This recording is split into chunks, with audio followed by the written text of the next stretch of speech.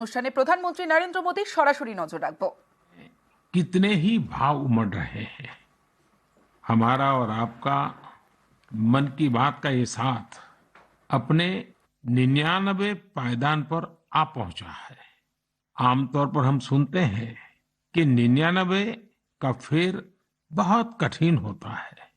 Cricket में तो nervous 90 को बहुत मुश्किल पड़ाव माना जाता है, लेकिन जहां भारत के जन जन के मन की बात हो, वहां की प्रेरणा ही कुछ और होती है। मुझे इस बात की भी खुशी है कि मन की बात के 100वें एपिसोड को लेकर देश के लोगों में बहुत उत्साह है। मुझे बहुत सारे संदेश मिल रहे हैं, फोन आ रहे हैं। आज जब हम आजादी का अमृतकाल मना रहे हैं, नए संकल्पों के साथ आगे बढ़ रहे हैं, तो 100वें मन की बात को लेकर आपके सुझावों और विचारों को जानने के लिए मैं भी बहुत उत्सुक हूं। मुझे आपके ऐसे सुझावों का बेसब्री से इंतजार है। वैसे तो इंतजार हमेशा होता है, लेकिन इस बार ज्यादा है। आपके ये सुझाव और विचार ही 30 अप्रैल को होने वाले 100वें मन की बात को और यादगार बनाएंगे। मेरे प्यारे देशवासियों, मन की बात में हमने ऐसे हजारों लोगों की चर्चा की है जो दूसरों की सेवा के लिए अपना जीवन समर्पित कर देते हैं। कई लोग ऐसे होते हैं जो बेटियों की शिक्षा के लिए अपनी पूरी पेंशन लगा देते हैं। कोई अपने पूरे जीवन की कमाई पर्यावरण और जीव सेवा के लिए समर्पित कर देता है। हमारे देश में परमार्थ को इतना ऊपर रखा गया है कि दूसरों के सुख के लिए लोग अपना सर्वस्व दान देने में भी संकोच नहीं करते। इसलिए तो हमें बचपन से शिवी और दधीची जैसे देह दानियों की गाथाएं सुनाई जाती है। साथियों, आधुनिक मेडिकल साइंस के इस दौर में ऑर्गन डोनेशन किसी को जीवन देने का एक बहुत बड़ा माध्यम बन चुका है। कहते हैं, जब एक व्यक्ति मृत्यु के बाद अपना शरीर दान करता है तो उससे 8 से 9 लोगों को एक नया जीवन मिलने की संभावना बनती है। संतोष की बात है कि आज देश में ऑर्गन डोनेशन के प्रति जागरूकता भी बढ़ रही है। साल 2013 में हमारे देश में ऑर्गन डोनेशन के 5000 से भी कम केसेस थे, लेकिन 2022 में ये संख्या बढ़कर 15,000 से ज्यादा हो गई है।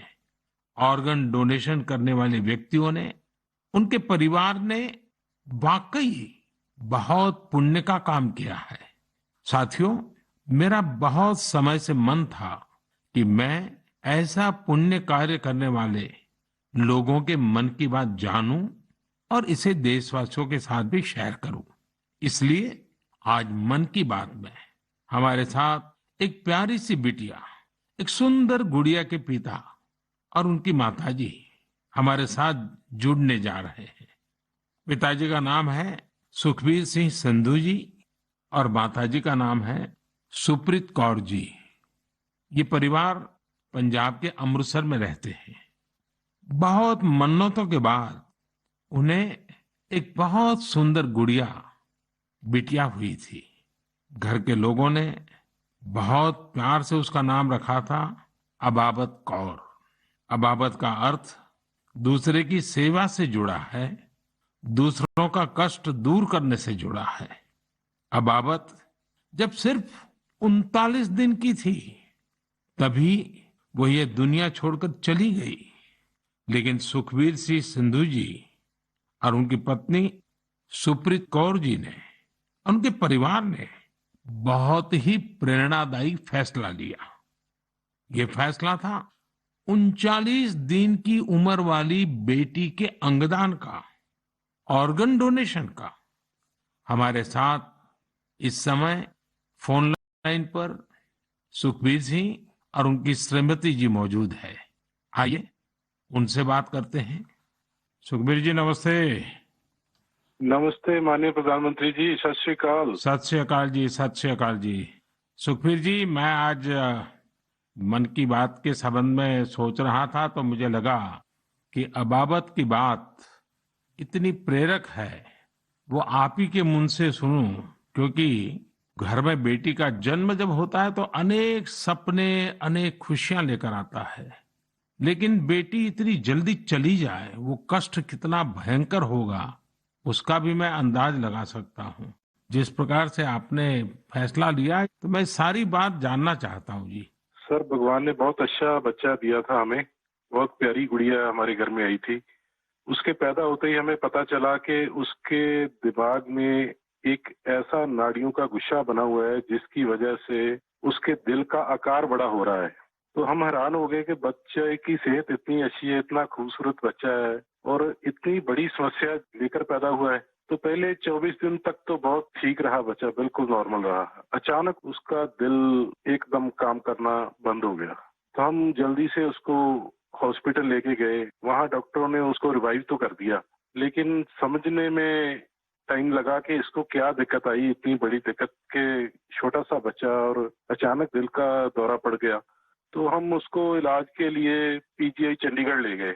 वहां बड़ी बहादुरी से उस बच्चे ने इलाज के लिए संघर्ष किया, लेकिन बीमारी ऐसी थी कि उसका इलाज इतनी छोटी उम्र में संभव नहीं था। डॉक्टरों ने बहुत कोशिश की कि उसको रिवाइव करवाया जाए। अगर 6 महीने के आसपास बच्चा चला जाए तो उसका ऑपरेशन करने की सोची जा सकती थी, लेकिन भगवान को कुछ और मंजूर था।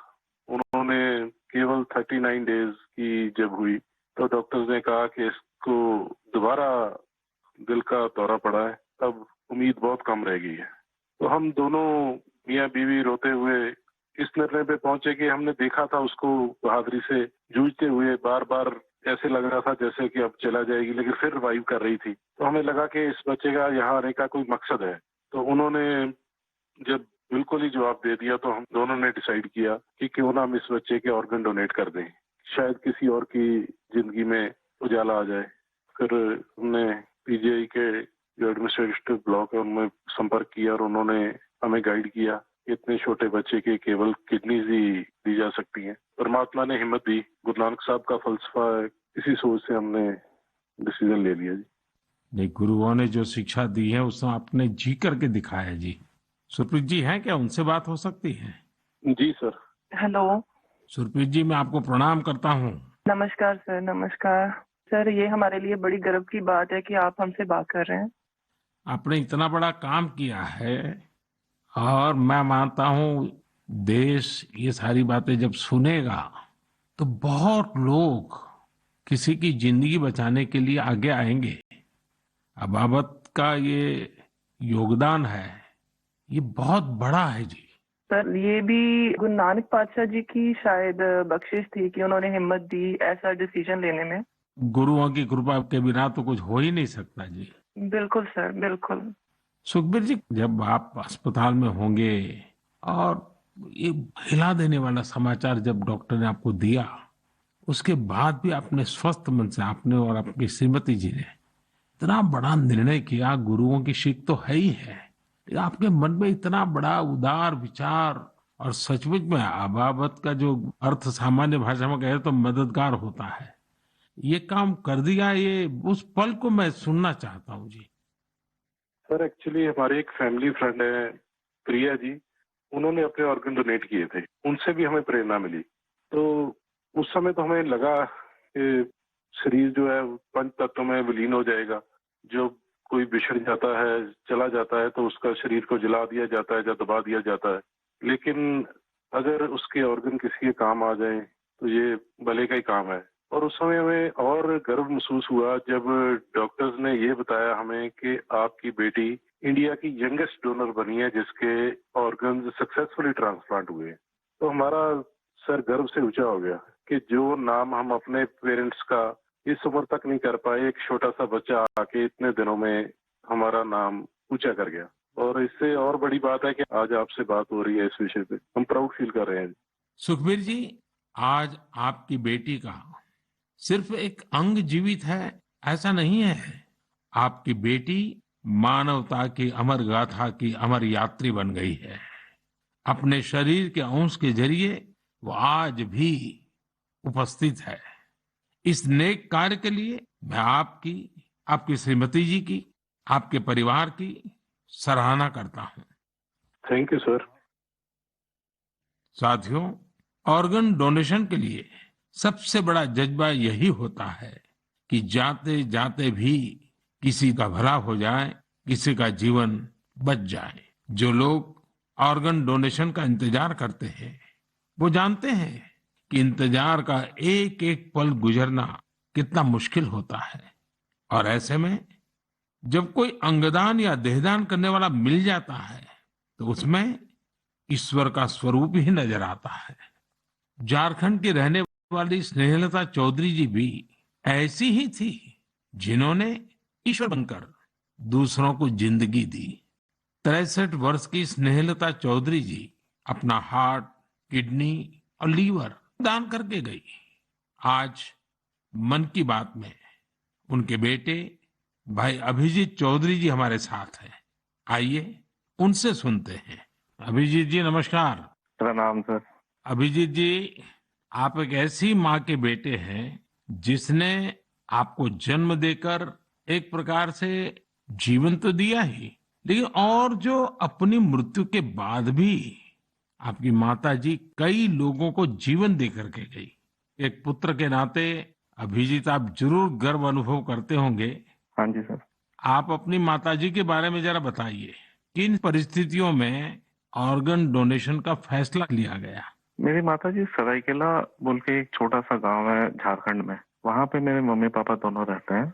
ये पिछले 25 साल से लगातार मॉर्निंग वॉक करती थी और अपने हैबिट के अनुसार सुबह 4 बजे अपने मॉर्निंग वॉक के लिए निकली थी। उस समय एक मोटरसाइकिल वाले ने इनको पीछे से धक्का मारा और वो उसी समय गिर गई, जिससे उनको सर पे बहुत ज्यादा चोट लगा। तुरंत हम लोगों ने उनको सदर अस्पताल सरायकेला ले गए, जहाँ डॉक्टर साहब ने उनकी मरहम पट्टी की और खून बहुत निकल रहा था और उनको कोई सेंस नहीं था। तुरंत हम लोगों ने उनको टाटा मेन हॉस्पिटल लेके चले गए। वहाँ उनकी सर्जरी हुई। 48 घंटे के ऑब्जर्वेशन के बाद डॉक्टर साहब ने बोला कि वहाँ पे चांसेस बहुत कम है। फिर हमने उनको एयरलिफ्ट करके एम्स दिल्ली लेके आए हम लोग। यहाँ पे उनकी ट्रीटमेंट हुई तकरीबन 7-8 दिन। उसके बाद पोजीशन ठीक था। एक दिन उनका ब्लड प्रेशर काफी गिर गया। उसके बाद पता चला उनकी ब्रेन डेथ हो गई है। तब फिर डॉक्टर साहब हमें प्रोटोकॉल के हिसाब ब्रीफ कर रहे थे ऑर्गन डोनेशन के बारे में। हम अपने पिताजी को शायद ये नहीं बता पाते कि ऑर्गन डोनेशन टाइप का भी कोई चीज होता है, क्योंकि हमें लगा वो उस बात को एब्जॉर्ब नहीं कर पाएंगे। तो उनके दिमाग से हम ये निकालना चाहते थे कि ऐसा कुछ चल रहा है। जैसे हमने उनको बोला कि ऑर्गन डोनेशन की बातें चल रही है, तब उन्होंने बोला कि नहीं नहीं, ये मम्मी का बहुत मन था और हमें ये करना है। हम काफी निराश थे उस समय तक, जब तक हमें ये पता चला था कि मम्मी नहीं बच सकेगी। पर जैसे ही ये ऑर्गन डोनेशन वाला डिस्कशन चालू हुआ, वो निराशा एक बहुत ही पॉजिटिव साइड चला गया और हम काफी अच्छे, एक बहुत ही पॉजिटिव एनवायरनमेंट में आ गए। उसको करते करते फिर हम लोग रात में 8 बजे काउंसलिंग हुई। दूसरे दिन हम लोगों ने ऑर्गन डोनेशन किया। इसमें मम्मी का एक सोच बहुत बड़ा था कि पहले वो काफी नेत्रदान और इन चीजों में, सोशल एक्टिविटीज में ये बहुत एक्टिव थी। शायद यही सोच को लेकर के ये इतना बड़ा चीज हम लोग कर पाए। और मेरे पिताजी का जो डिसीजन मेकिंग था इस चीज के बारे में, इस कारण से ये चीज हो पाया। कितने लोगों को काम आया अंग? इनका हार्ट, 2 किडनी, लिवर और दोनों आंख, ये डोनेशन हुआ था। तो 4 लोगों की जान और 2 जनों को आंख मिला है। अभिजीत जी, आपके पिताजी और माताजी दोनों नमन के अधिकारी हैं। मैं उनको प्रणाम करता हूँ। और आपके पिताजी ने इतने बड़े निर्णय में आप परिवारजनों का नेतृत्व किया, ये वाकई बहुत ही प्रेरक है। और मैं मानता हूँ कि माँ तो माँ ही होती है, माँ एक अपने आप में प्रेरणा भी होती है, लेकिन माँ जो परंपराएं छोड़ करके जाती है, वो पीढ़ी दर पीढ़ी एक बहुत बड़ी ताकत बन जाती है। अंगदान के लिए आपकी माता जी की प्रेरणा आज पूरे देश तक पहुंच रही है। मैं आपके इस पवित्र कार्य और महान कार्य के लिए आपके पूरे परिवार को बहुत बहुत बधाई देता हूं। अभिजीत जी धन्यवाद जी, और आपके पिताजी को हमारे प्रणाम जरूर कह देना। जरूर जरूर, थैंक यू। साथियों, 39 दिन की अबाबत कौर हो या 63 वर्ष की स्नेहलता चौधरी, इनके जैसे दानवीर हमें जीवन का महत्व समझाकर जाते हैं। हमारे देश में आज बड़ी संख्या में ऐसे जरूरतमंद है जो स्वस्थ जीवन की आशा में किसी ऑर्गन डोनेट करने वाले का इंतजार कर रहे हैं। मुझे संतोष है कि अंगदान को आसान बनाने और प्रोत्साहित करने के लिए पूरे देश में एक जैसी पॉलिसी पर भी काम हो रहा है। इस दिशा में राज्यों की डोमिसाइल की शर्त को हटाने का निर्णय भी लिया गया है। यानी अब देश के किसी भी राज्य में जाकर मरीज ऑर्गन प्राप्त करने के लिए रजिस्टर करवा पाएगा। सरकार ने ऑर्गन डोनेशन के लिए 65 वर्ष से कम आयु की आयु सीमा को भी खत्म करने का फैसला लिया है। इन प्रयासों के बीच मेरा देशवासियों से आग्रह है कि ऑर्गन डोनर ज्यादा से ज्यादा संख्या में आगे आए। आपका एक फैसला कई लोगों की जिंदगी बचा सकता है, जिंदगी बना सकता है। मेरे प्यारे देशवासियों, ये नवरात्र का समय है, शक्ति की उपासना का समय है। आज भारत का जो सामर्थ्य नए सिरे से निखर कर सामने आ रहा है, उसमें बहुत बड़ी भूमिका हमारी नारी शक्ति की है। हाल फिलहाल ऐसे कितने ही उदाहरण हमारे सामने आए हैं। आपने सोशल मीडिया पर एशिया की पहली महिला लोको पायलट सुरेखा यादव जी को जरूर देखा होगा। सुरेखा जी एक और कीर्तिमान बनाते हुए वंदे भारत एक्सप्रेस की भी पहली महिला लोको पायलट बन गई है। इसी महीने प्रोड्यूसर गुनीत मोंगा और डायरेक्टर कार्तिकी गोंजाल लुइस, उनकी डॉक्यूमेंट्री एलिफेंट विस्परर्स ने ऑस्कर जीतकर देश का नाम रोशन किया है। देश के लिए एक और उपलब्धि भाभा एटॉमिक रिसर्च सेंटर की साइंटिस्ट बहन ज्योतिर्मयी मोहंती जी ने भी हासिल की है। ज्योतिर्मयी जी को केमिस्ट्री और केमिकल इंजीनियरिंग की फील्ड में IUPAC का विशेष अवार्ड मिला है। इस वर्ष की शुरुआत में ही भारत की अंडर 19 महिला क्रिकेट टीम ने T20 वर्ल्ड कप जीतकर नया इतिहास रचा। अगर आप राजनीति की ओर देखेंगे तो एक नई शुरुआत नागालैंड में हुई है। नागालैंड में 75 वर्षों में पहली बार 2 महिला विधायक जीतकर विधानसभा पहुंची है। इनमें से एक को नागालैंड सरकार में मंत्री भी बनाया गया है। यानी राज्य के लोगों को पहली बार एक महिला मंत्री भी मिली है। साथियों, कुछ दिनों पहले मेरी मुलाकात उन जाबाज बेटियों से भी हुई जो तुर्की में विनाशकारी भूकंप के बाद वहां के लोगों की मदद के लिए गई थी। ये सभी NDRF के दस्ते में शामिल थी। उनके साहस और कुशलता की पूरी दुनिया में तारीफ हो रही है। भारत ने UN मिशन के तहत शांति सेना में वुमेन ओनली प्लेटून की भी तैनाती की है। आज देश की बेटियां हमारी तीनों सेनाओं में अपने शौर्य का झंडा बुलंद कर रही है। Group captain Shalija Dhami combat unit में कमांड अपॉइंटमेंट पाने वाली पहली महिला वायुसेना अधिकारी बनी है। उनके पास करीब 3000 घंटे का फ्लाइंग एक्सपीरियंस है। इसी तरह भारतीय सेना की जांबाज कैप्टन शिवा चौहान सियाचिन में तैनात होने वाली पहली महिला अधिकारी बनी है। सियाचिन में जहां पारा -60 डिग्री तक चला जाता है, वहां शिवा 3 महीनों के लिए तैनात रहेगी। साथियों, यह लिस्ट इतनी लंबी है कि यहां सबकी चर्चा करना भी मुश्किल है। ऐसी सभी महिलाएं, हमारी बेटियां, आज भारत और भारत के सपनों को ऊर्जा दे रही है। नारी शक्ति की ये ऊर्जा ही विकसित भारत की प्राणवायु है। मेरे प्यारे देशवासियों, इन दिनों पूरे विश्व में स्वच्छ ऊर्जा, रिन्यूएबल एनर्जी की खूब बात हो रही है। मैं जब विश्व के लोगों से मिलता हूं तो वो इस क्षेत्र में भारत की अभूतपूर्व सफलता की जरूर चर्चा करते हैं। खासकर भारत सोलर एनर्जी के क्षेत्र में जिस तेजी से आगे बढ़ रहा है वो अपने आप में एक बहुत बड़ी उपलब्धि है। भारत के लोग तो सदियों से सूर्य से विशेष रूप से नाता रखते हैं। हमारे यहाँ सूर्य की शक्ति को लेकर जो वैज्ञानिक समझ रही है, सूर्य की उपासना की जो परंपराएं रही है, वो अन्य जगहों पर कम ही देखने को मिलते हैं। मुझे खुशी है कि आज हर देशवासी सौर ऊर्जा का महत्व भी समझ रहा है और क्लीन एनर्जी में अपना योगदान भी देना चाहता है। सबका प्रयास की यही स्पिरिट आज भारत के सोलर मिशन को आगे बढ़ा रही है।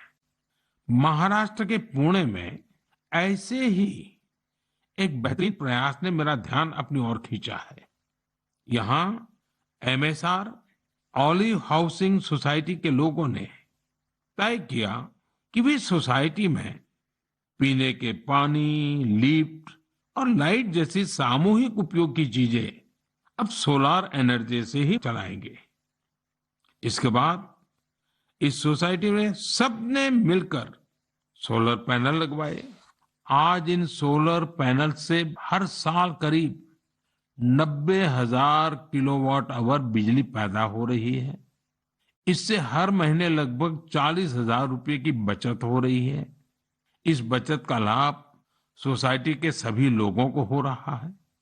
साथियों, पुणे की तरह ही दमन दीव में जो दीव है, जो एक अलग जिला है, वहां के लोगों ने भी एक अद्भुत काम करके दिखाया है। आप जानते ही होंगे कि दीव सोमनाथ के पास है। दीव भारत का पहला ऐसा जिला बना है जो दिन के समय सभी जरूरतों के लिए 100% क्लीन एनर्जी का इस्तेमाल कर रहा है। दीव की इस सफलता का मंत्र भी सबका प्रयास ही है। कभी यहां बिजली उत्पादन के लिए संसाधनों की चुनौती थी। लोगों ने इस चुनौती के समाधान के लिए सोलर एनर्जी को चुना। यहां बंजर जमीन और कई बिल्डिंग्स पर सोलर पैनल्स लगाए गए। इन पैनल से दीव में दिन के समय जितनी बिजली जरूरत होती है उससे ज्यादा बिजली पैदा हो रही है। इस सोलर प्रोजेक्ट से बिजली खरीद पर खर्च होने वाले करीब 52 करोड़ रुपए भी बचे हैं।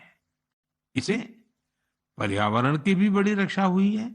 साथियों, पुणे और दीव उन्होंने जो कर दिखाया है, ऐसे प्रयास देश भर में कई और जगहों पर भी हो रहे हैं।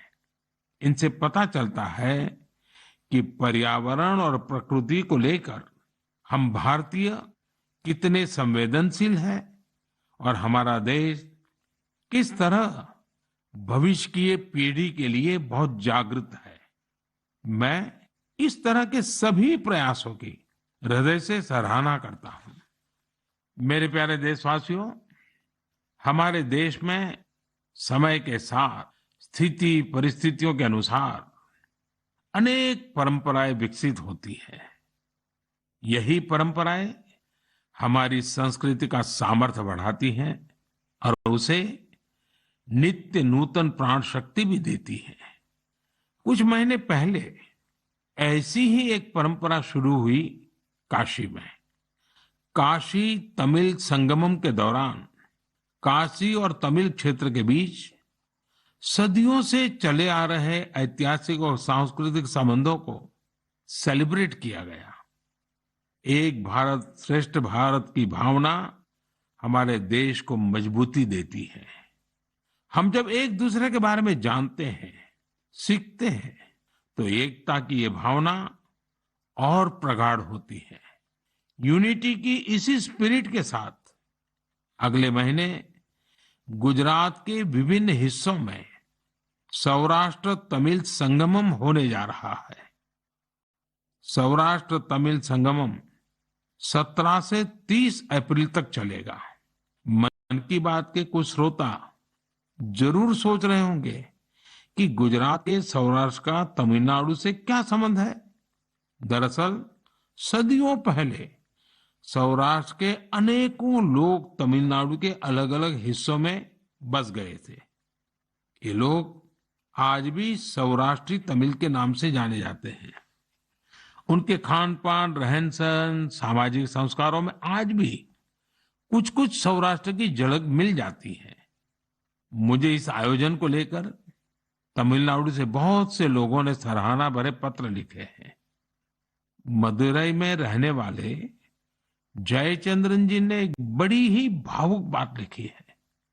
उन्होंने कहा है कि 1000 साल के बाद पहली बार किसी ने सौराष्ट्र तमिल के रिश्तों के बारे में सोचा है। सौराष्ट्र से तमिलनाडु आकर के बसे हुए लोगों को पूछा है। जयचंद्रन जी की बातें हजारों तमिल भाई बहनों की अभिव्यक्ति है।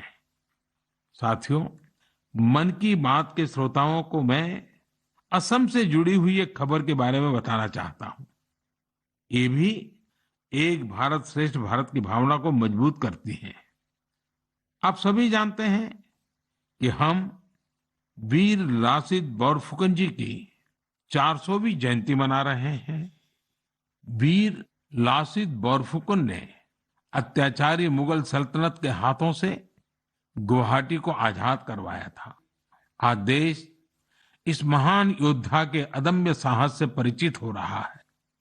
कुछ दिन पहले लासित बोरफुकन के जीवन पर आधारित निबंध लेखन का एक अभियान चलाया गया था।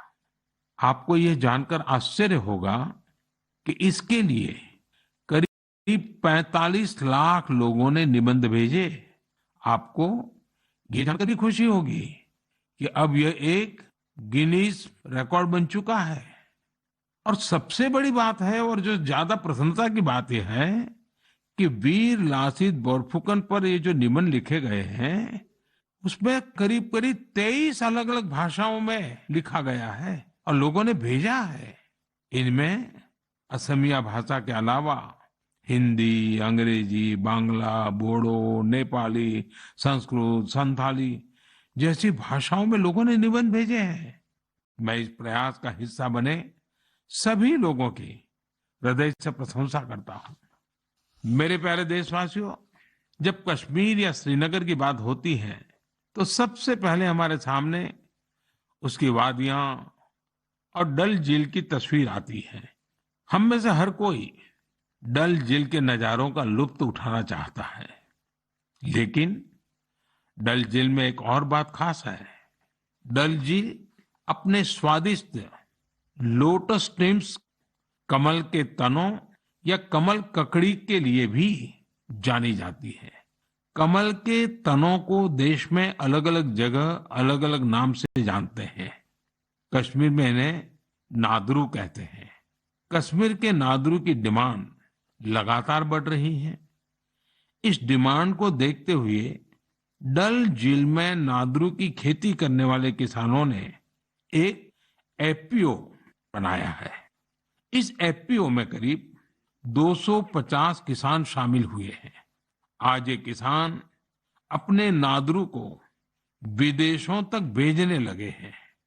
अभी कुछ समय पहले ही इन किसानों ने 2 खेप यूएई भेजी है। ये सफलता कश्मीर का नाम तो कर ही रही है, साथ ही इससे सैकड़ों किसानों की आमदनी भी बढ़ी है। साथियों, कश्मीर के लोगों का कृषि से ही जुड़ा हुआ ऐसा ही एक और प्रयास इन दिनों अपनी कामयाबी की खुशबू फैला रहा है। आप सोच रहे होंगे कि मैं कामयाबी की खुशबू क्यों बोल रहा हूं। बात है ही खुशबू की, सुगंध की ही तो बात है।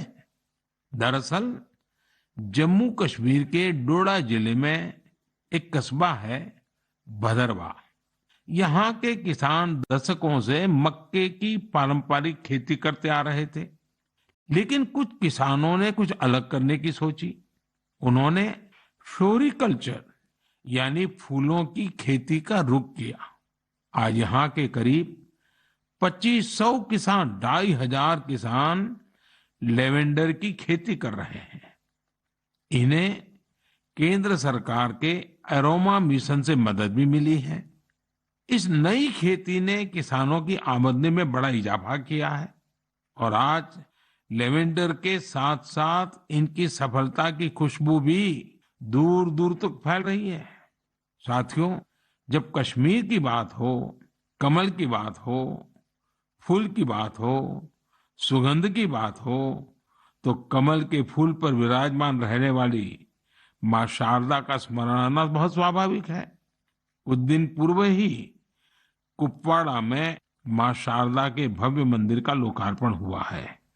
ये मंदिर उसी मार्ग पर बना है जहां से कभी शारदा पीठ के दर्शनों के लिए जाया करते थे। स्थानीय लोगों ने इस मंदिर के निर्माण में बहुत मदद की है। मैं जम्मू कश्मीर के लोगों को इस शुभ कार्य के लिए बहुत बहुत बधाई देता हूं। मेरे प्यारे देशवासियों, इस बार मन की बात में बस इतना ही। अगली बार आपसे मन की बात के 100वें एपिसोड में मुलाकात होगी। आप सभी अपने सुझाव जरूर भेजिए। मार्च के इस महीने में हम होली से लेकर नवरात्रि तक कई पर्व और त्योहारों में व्यस्त रहे हैं। रमजान का पवित्र महीना भी शुरू हो चुका है। अगले कुछ दिनों में श्री राम नवमी का महापर्व भी आने वाला है।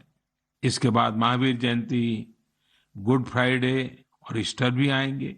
अप्रैल के महीने में हम भारत के 2 महान विभूतियों की जयंती भी मनाते हैं। ये 2 महापुरुष हैं महात्मा ज्योतिबा फुले और बाबा साहब आम्बेडकर। इन दोनों ही महापुरुषों ने समाज में भेदभाव मिटाने के लिए अभूतपूर्व योगदान दिया। आज आजादी के अमृतकाल में हमें ऐसी महान विभूतियों से सीखने और निरंतर प्रेरणा लेने की जरूरत है।